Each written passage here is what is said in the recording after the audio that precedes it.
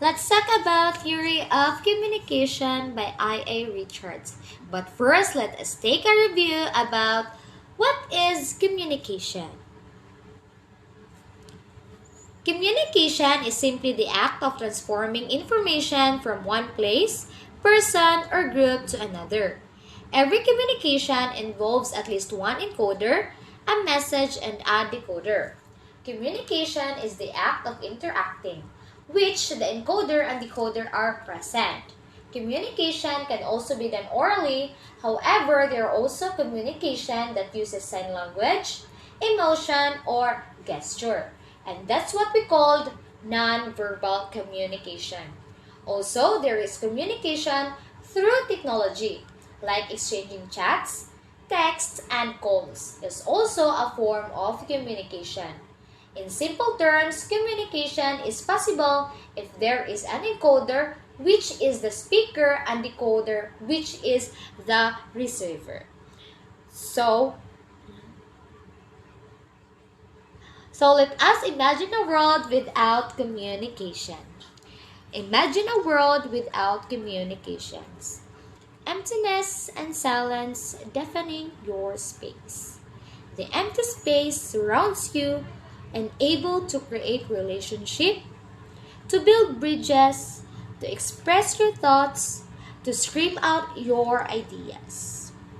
Imagine a world without communications, where strategy will stall and nothing moves forward. Everything is stagnation, redundant. Isn't it scary to imagine such world? Yet we often take for granted how we communicate with other people, forgetting how we can change the world with words and how our words can change lives. Yet we often take for granted about what is being said and what is left unspoken. What is theory of communication? Now let us examine theory of communication through the following viewpoints. The first one is mechanistic.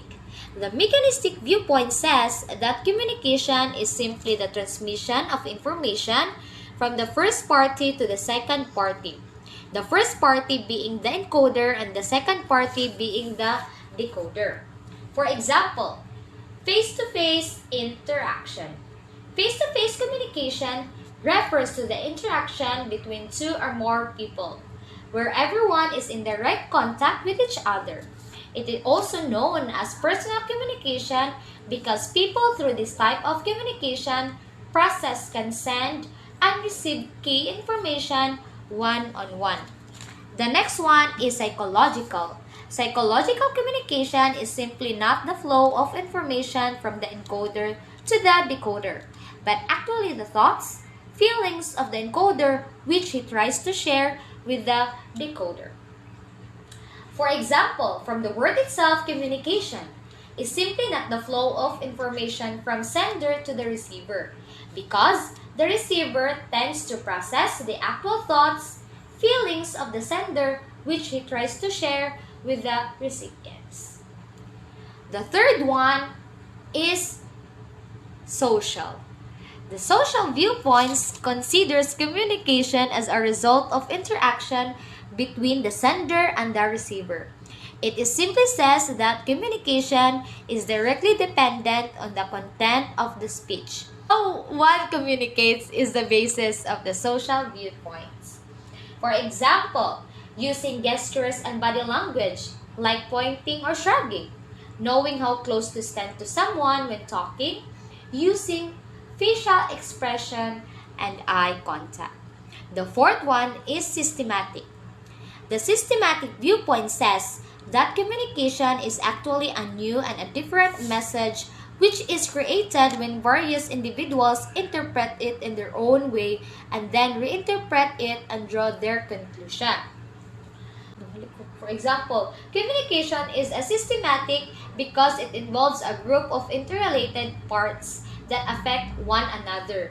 Like in family communication, for instance, each member of family is part of the system. So it is a group of interrelated parts that affect one another. The last one is critical. The critical viewpoint says that communication is simply a way with the help of which an individual expresses his power and authority among other individuals. Communication can be vital in a wide range of safety, critical tasks, and activities. For example, such lifting operations, emergency response, entry to confined spaces, as well as coordination of activities between different parties.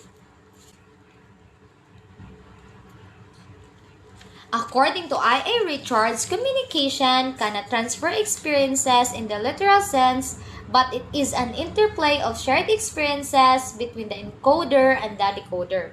And human mind has developed because it is an instrument of communication.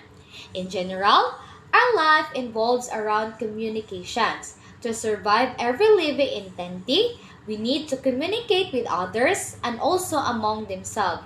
Communication is a dire need of survival.